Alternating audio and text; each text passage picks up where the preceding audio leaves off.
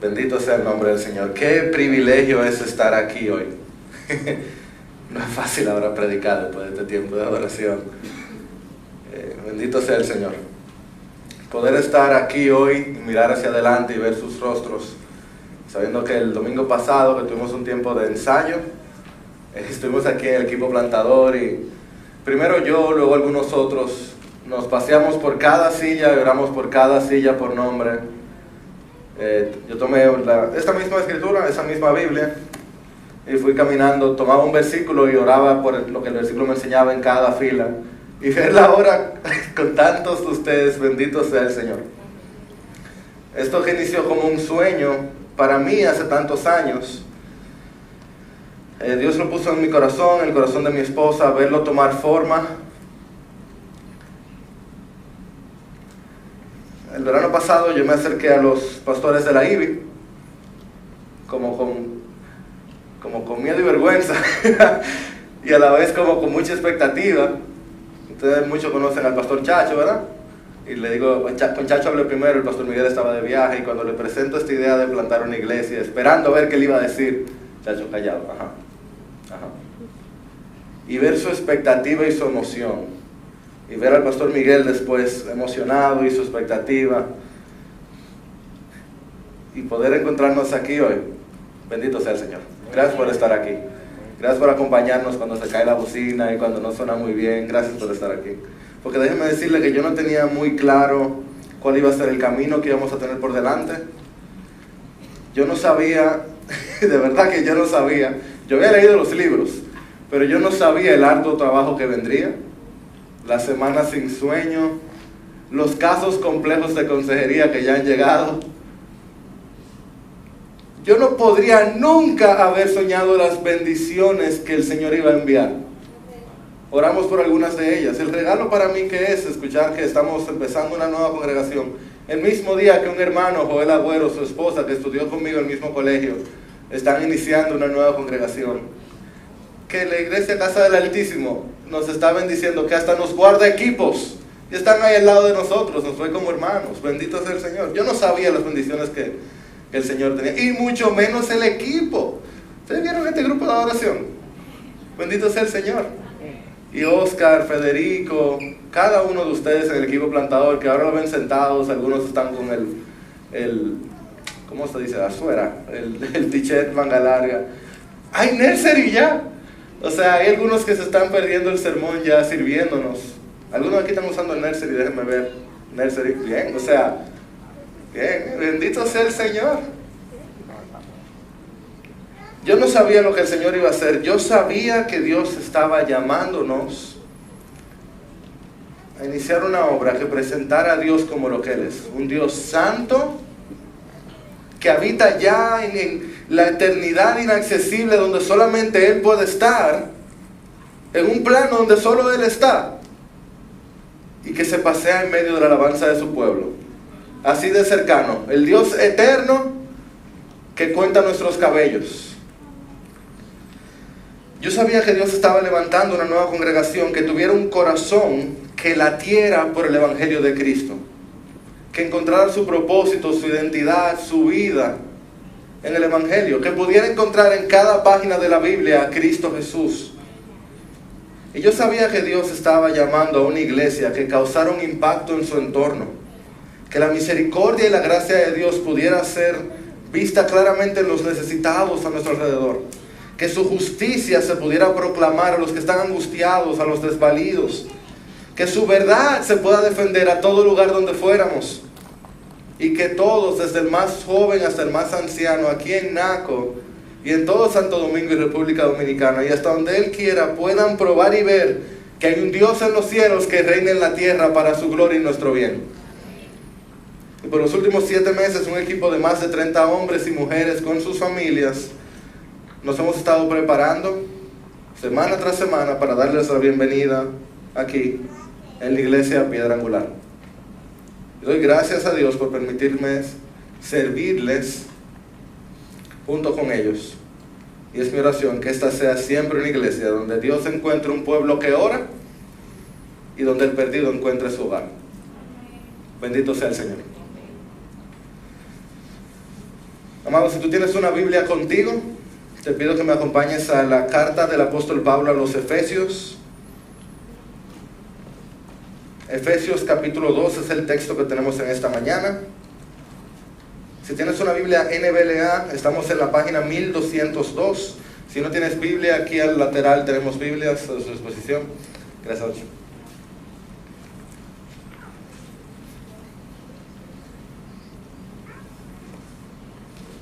Efesios capítulo 2, versículo 11 hasta el versículo 18. Esta es la palabra de Dios. Por tanto, recuerden que en otro tiempo ustedes, los gentiles en la carne, que son llamados incircuncisión por la tal llamada circuncisión, hecha en la carne por manos humanas, recuerden que en ese tiempo ustedes estaban separados de Cristo, excluidos de la ciudadanía de Israel, extraños a los pactos de la promesa, sin tener esperanza y sin Dios en el mundo. Pero ahora en Cristo Jesús, ustedes, que en otro tiempo estaban lejos, han sido acercados por la sangre de Cristo, porque Él mismo es nuestra paz, y de ambos pueblos hizo uno, derribando la pared intermedia de separación, poniendo fin a la enemistad en su carne, la ley de los mandamientos expresados en ordenanzas, para crear en Él mismo de los dos un nuevo hombre, estableciendo así la paz, y para reconciliar con Dios a los dos en un cuerpo, por medio de la cruz, habiendo dado muerte en ella a la enemistad, y vino y anunció paz a ustedes que estaban lejos, y paz a los que estaban cerca, porque por medio de Cristo, los unos y los otros, tenemos nuestra entrada al Padre en un mismo espíritu. Señor, estamos necesitándote en esta mañana para entender lo que tú tienes que decirnos. Usa tu palabra, usa tu espíritu, háblale a tu pueblo. Háblame a mí, en nombre de tu Hijo. Amén. Ok. A menos que tú hayas estado viviendo en otro planeta, si yo digo, no se habla de... Ok. Lo dice como estamos en un cine, hay que hacer una ilustración de cine para empezar, ¿verdad? Como con vergüenza. La película animada Encanto se ha convertido en un fenómeno social, un fenómeno musical, un fenómeno económico. En mi casa se ha convertido en un fenómeno de modas. ¿Ok? Si no, pasa por mi casa entre lunes a sábado y te vas a encontrar a mi hermosa hija María Esther, Marité, vestida de Mirabel de arriba abajo, con un vestido que hay que tener limpio todos los días, porque todos los días la señorita hermosa se viste de Mirabel Madrigal. Para los tres de ustedes que no la han visto, que no tienen niños, yo no le voy a arruinar la película mucho, pero le voy a decir lo más básico de la trama, ¿ok? La familia Madrigal es una familia que tiene, cada miembro de la familia tiene poderes especiales. Y ellos usan esas habilidades para el bien de su pueblo. Por ejemplo, Luisa es súper fuerte. Isabela puede crear rosas de la nada. Julieta cocina una arepa o cocina lo que sea y sana las enfermedades de las personas. Camilo cambia su cuerpo como un camaleón. Camilo camaleón, por si no sabían. Pero nosotros vemos la película a través de los lentes de Mirabel Madrigal. Ella es la menor, una joven muy simpática, la menor de Luisa Isabela, muy simpática, muy empática, muy afable, pero sin poderes.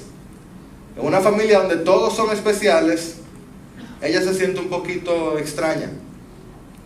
Lo más doloroso no es que ella se siente fuera de la familia, es que si tú ves la película un par de veces, tú te das cuenta que la familia la trata a ella así. O sea, ella está un poquito alejada de la familia, ella es un poquito rechazada. Nadie lo diría abiertamente, nadie se lo dice abiertamente, pero ella es tratada como una ciudadana de segunda categoría dentro de su casa, la que no tiene poderes. Yo me sentí así en un momento también, leyendo la Biblia. Hace como unos 15 años yo estaba leyendo la Biblia de manera cronológica, ¿verdad? De principio a fin, como se supone que ocurriera. y yo me fui dando cuenta de algo. Yo leía y leía, y yo me encontraba con Moisés, ese gran hombre de Dios, poderoso en sus acciones, israelita.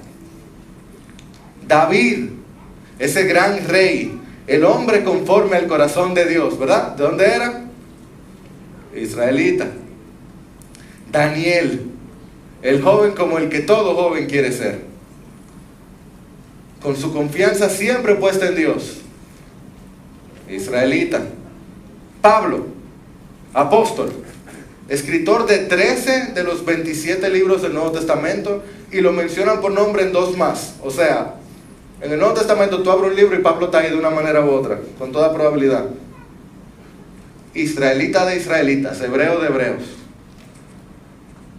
Y llega Jesús, Hijo de Dios, hombre perfecto. Dios es hombre, de la tribu de Judá. ¿Y yo? ¿Y los dominicanos? Y más yo que soy de descendencia árabe. O sea, yo sé que Dios me ama, pero nunca habla de nadie como yo en la Biblia. Todos son de allá, de Jerusalén o de Belén. Nunca se habla de San Juan ni de La Vega. Pero luego yo vi que sí se habla de San Juan y de La Vega. ¿Cómo se nos llama? Los gentiles. Que suena muy bien, gentil. ¿Qué gentil?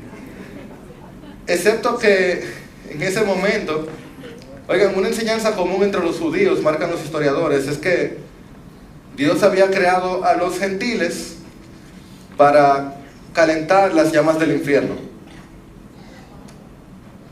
Y poco después yo empecé a hacer un estudio del libro de Ruth y me encontré con que los gentiles no tenían el mismo acceso a adorar a Dios como los judíos. Había como un atrio especial para los gentiles. Ellos no podían entrar donde entraban los judíos.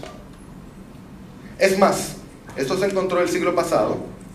En el templo de Jerusalén había una inscripción en el atrio de afuera que advertía que si un gentil pasaba ese umbral, no podía culpar a nadie que no fuera él mismo. Se llamaba la pared de la muerte. Si un gentil se atrevía a pasar por ahí y se moría, culpa de él. Pablo tiene todo eso en el escenario detrás, cuando el Espíritu de Dios dice, versículos 11 y 12, por tanto recuerden que en otro tiempo ustedes, los gentiles en la carne, que son llamados sin circuncisión por la tal llamada circuncisión, hecha en la carne por manos humanas, recuerden que en ese tiempo ustedes estaban separados de Cristo, excluidos de la ciudadanía de Israel, extraños a los pactos de la promesa, sin tener esperanza y sin Dios en el mundo. Wow. Los efesios, siendo gentiles, tenían un problema muy serio. No me malinterpretes, la salvación siempre ha sido por gracia, por medio de la fe. Pero los israelitas tenían gabela. Ellos eran descendencia ¿de quién? Los 3. Abraham, Isaac y Jacob. Ellos tenían historias de salvación como las de José y las de Daniel. Ellos tenían la ley de Moisés. Y los gentiles, ellos tenían separación. Dice el texto que estaban separados de 5 formas, no sé si lo vieron.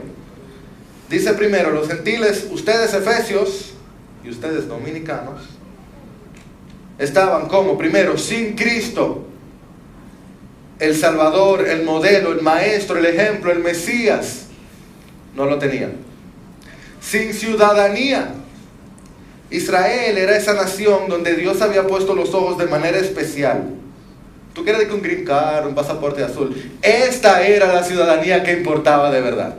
No digas que tú eres ciudadano español, no. Ciudadano de Israel. Dios había bendecido a Israel de una manera especial. Y los efesios eran de Éfeso. Sin pactos de promesa. Porque Dios había hecho ciertas promesas que Él iba a cumplir. Si Dios lo dice, Él lo va a cumplir. Pero los gentiles eran ajenos a eso. Y luego dice, ¿sin qué? Sin esperanza. Porque ¿hacia dónde irían? ¿Qué esperanza tenían? Y entonces cierra Pablo diciendo, sin Dios en el mundo. Eso no quiere decir que no tenían dioses. Ellos tenían dioses, ídolos, nubes sin agua, un buen algodón de azúcar en medio de un huracán. Ni alimento, ni sustento, ni abrigo, no tenían nada de valor. Los efesios tenían religión, pero no tenían Dios. Tenían sueños, pero no tenían esperanza. Tenían compromisos, pero no tenían pactos. Tenían un país, pero no ciudadanía. Tenían héroes, pero no tenían a Cristo. ¿Y cómo iban a salir de sus problemas? Pues ese es el punto del texto. Ellos no podían. Pero, y yo quiero que tú hagas un esfuerzo, y tú tienes mucho tiempo visitando iglesias, tú como que te sabes la respuesta, pero imagínate la primera vez. ¿Te recuerdas la primera vez que escuchaste esto? Que te diste cuenta dónde estabas, y entonces te encontraste con el pero de Dios. Y déjame decirte, siempre que te encuentres en la Biblia con una situación terrible, espera un pero. Viene un pero. Dice el versículo 14. Pero ahora, en Cristo Jesús, ustedes que en otro tiempo estaban lejos, han sido acercados por la sangre de Cristo. Pero ahora, en Cristo Jesús, ustedes que estaban separados, han sido acercados. Te leo el pasaje completo aquí. ¿Cómo? Porque Él mismo es nuestra paz. De ambos pueblos hizo uno, derribando la pared de separación, poniendo fin a la enemistad, y reconcilió, o para reconciliar con Dios a los dos en un cuerpo por medio de la cruz, habiendo dado muerte en ella a la enemistad. Pero ahora en Cristo Jesús. Antes de Cristo Jesús, previo a la cruz, habían dos pueblos. Primero estaba el pueblo de Israel, que tenía un grupo de mandamientos y ordenanzas dadas por Dios. Buenos mandamientos, buenas obras que cumplir. Que si Israel decidía cumplirlas, si la cumplía perfectamente, iba a encontrar salvación. Todo el que cumpla cada mandamiento de la Biblia va a encontrar salvación. Si Israel se hubiera portado con los mandamientos que tenían, si hubieran obedecido completamente cada uno de ellos, no hay problema. Grupo 1, Israel con su gabela. Grupo 2, everybody else. Todo lo demás. Un grupo que no conocía los mandamientos de Dios, que lo mejor que teníamos era nuestra conciencia. Y cada cual hace como lo mejor que puede. A veces la conciencia te dice bien hecho, a veces la conciencia te dice no va bien, y uno como que trata, es como prueba y error. Prueba y error. Grupo 2. Ahora imagínate, no tienes que imaginártelo, es la realidad, pero imagínatelo, véelo, visualízalo, que hay un abismo gigante entre nosotros y Dios, separados, ¿verdad? Un abismo gigante entre nosotros y Dios. Una parte de mí tiene tanto deseo de visualizarlo haciendo el brinco, pero no lo voy a hacer, yo creo. Hay un abismo gigante entre nosotros y Dios. Grupo 1, Israel, tiene gabela. ¿Por qué? Tiene la ley, que para nuestro ejemplo es un motor. Excelente motor. Nuevo del año. Y hay el abismo que llega hasta allá. Excelente. Grupo 2, los gentiles, tenemos los pies. Y nos toca, al morir, saltar el abismo y encontrarnos con Dios. A la hora del salto, los gentiles llegamos hasta aquí, y los israelitas con su motor llegaron hasta allí. Pero al final, el motor no servía de mucho. Pero Cristo no es un motor. Cristo no es un propulsor. Él no es un paracaídas. Cristo ni siquiera es un avión. Jesús es el Salvador. Él es el camino, la verdad y la vida. Él viene, nos toma y nos lleva directo al Padre. Él no nos apunta a cómo resolver nuestros problemas. Él mismo viene y resuelve nuestros problemas. Él no gentilizó a los judíos o judaizó a los gentiles. Él hizo todo nuevo. Él no puso la cosa estándar para que you try again.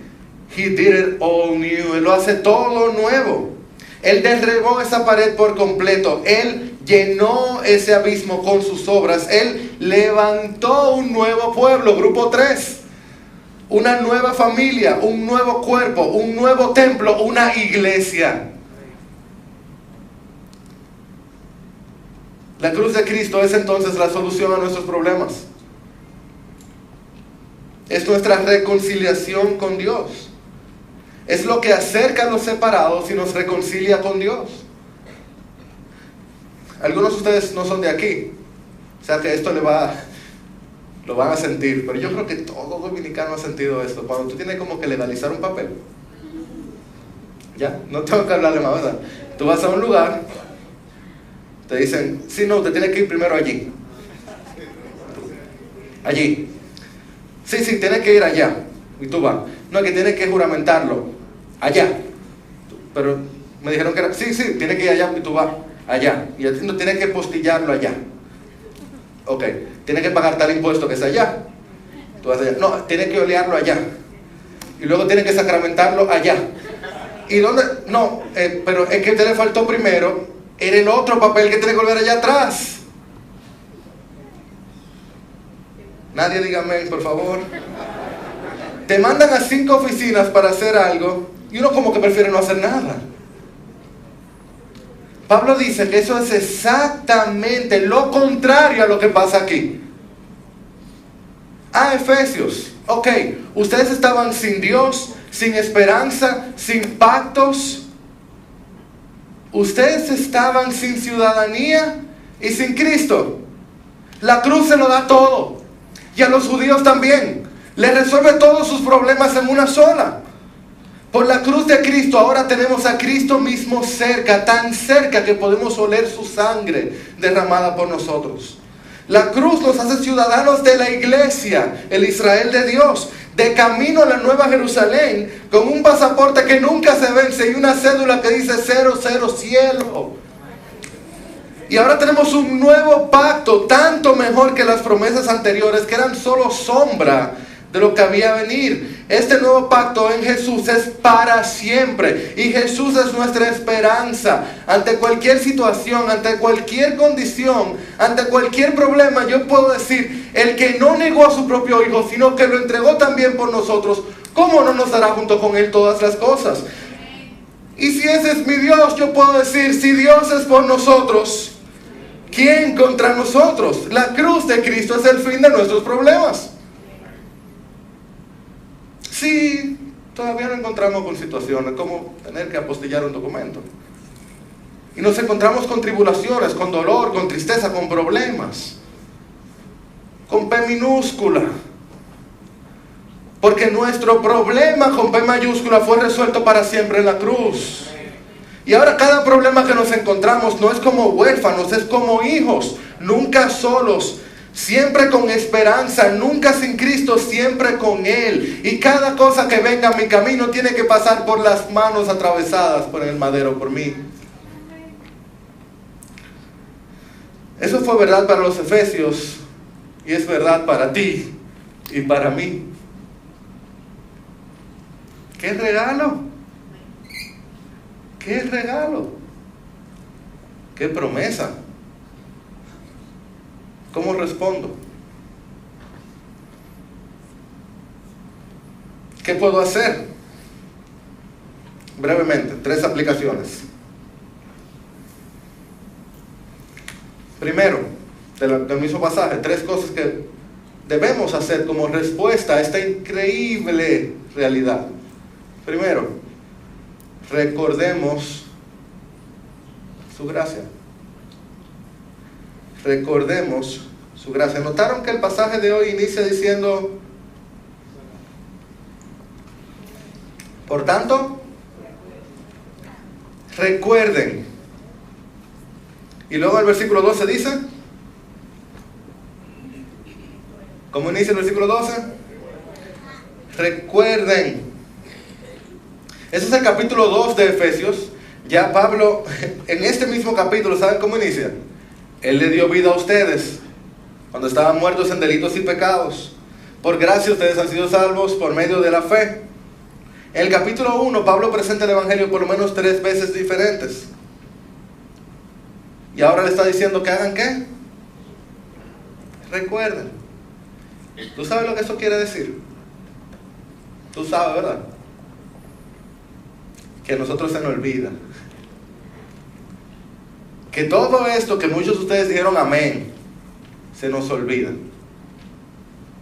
Nosotros tenemos, yo no soy doctor, pero déjenme decirle que este es un diagnóstico reconocido y reconocible muy fácil. Me siento a hablar con alguien y yo lo reconozco de una vez. Doctora Fornelia, te voy a decir si usted no lo ve en su consulta. Es el síndrome ACE, ¿lo conoce? Sí, es amnesia selectiva del Evangelio. Piedra, equipo plantador de piedra, vayan aprendiendo una nueva cosa más que aprenderse. Está la tríada, los 10 valores, cultura del Evangelio, apréndanse el ACE ahora, ¿ok? La amnesia selectiva del Evangelio es un síndrome, una enfermedad grave, mortal, crónica, sin cura, pero sí hay tratamiento. Necesita dosis diaria, a veces dosis por hora. Y funciona, lo bueno de la dosis es que te la puedes administrar tú mismo, te la puede administrar otra gente, te la administramos de aquí, desde la prédica, eso, la canción, hay todo tipo de administración, eso más que el Winazol, tú lo encuentras en todos lados. Pero lo necesitas. El síndrome ACE, de amnesia selectiva del Evangelio, se manifiesta de 2 formas principales. Forma número 1, se nos olvida de dónde nos sacó el Señor. Eso pasa mucho cuando uno tiene que reír un hijo de uno, o cuando alguien te traiciona o te hace algo malo, que uno dice, yo no puedo creer que esa persona me hiciera eso. Después de todo lo que yo he hecho por ti, tú haces, yo no puedo creerlo. Que uno como que se sube a un caballo blanco, que uno cree que uno viene con una espada y se te olvida quién tú eras.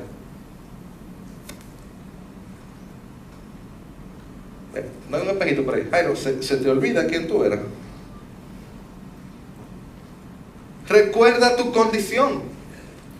Nadie es demasiado bueno como para no necesitar a Cristo.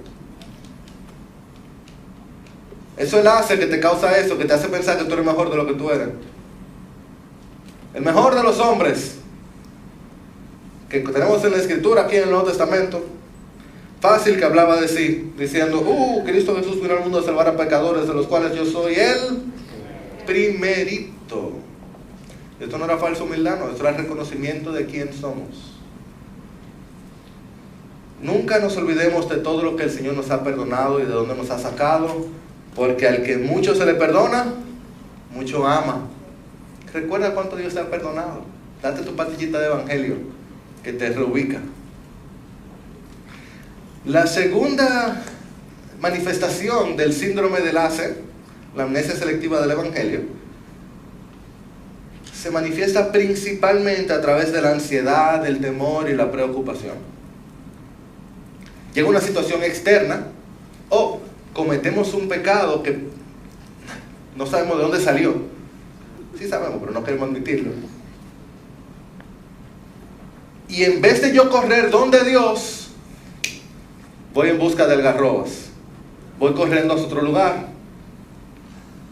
En vez de correr hacia Dios, quiero separarme de Él. Me escondo de Él. Mi hermano, recuerda, ya no tienes por qué correr, no tienes por qué temer. La cruz de Cristo puso fin a la enemistad y abrió la puerta de la reconciliación. Aún grande que sea el problema que tengas delante, grande que sea el pecado que hayas cometido, ¿tú recuerdas dónde tú estabas antes de Cristo? sin esperanza, sin promesa, sin ciudadanía, sin Dios, sin Cristo. Pero ahora en Cristo Jesús, ustedes que estaban separados han sido acercados. Recuerda la gracia de Dios. Ese es el remedio. Recuerda a Cristo. En segundo lugar, primero recuerda la gracia. Segundo, vive la reconciliación. Dice el versículo 16 que Cristo y su obra fue para reconciliar con Dios a los dos en un cuerpo por medio de la cruz, habiendo dado muerte en ella a la enemistad. Es decir, que Cristo vino para restaurar la relación entre Dios y el hombre, y entre el hombre y el hombre. Lo primero es lo fundamental, sin eso no hay más nada. Ese abismo tan grande que nos separaba era un abismo que de hecho Dios mismo levantó por su santidad y nosotros levantamos por nuestros pecados. Dios es justo, nosotros somos injustos, eso es irreconciliable. Pero por eso Cristo vino, el justo por los injustos, para llevarnos a Dios. Y ahora por Cristo nosotros podemos ser reconciliados con Dios. Yo no sé dónde tú estás, pero en una audiencia como esta, yo tengo que pensar que algunos de nosotros puede que no estemos reconciliados con Dios. Entre tú y Dios, ¿estás seguro de que tú estás bien con Él? De que si Él regresa hoy, de si hoy te toca pasar el abismo, tú vas a llegar al otro lado y encontrarte con Dios de frente sonriendo.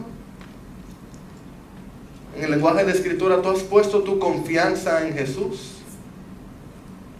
Tú te has puesto a cuenta con Dios, has pedido perdón por tus pecados, te has apropiado de la cruz. Si no lo has hecho, es una buena mañana. No te voy a poner en evidencia, pero yo voy a estar por aquí. No hemos decidido dónde yo voy a estar cuando acabe el sermón. Hay que decidir eso. Yo voy a estar por aquí.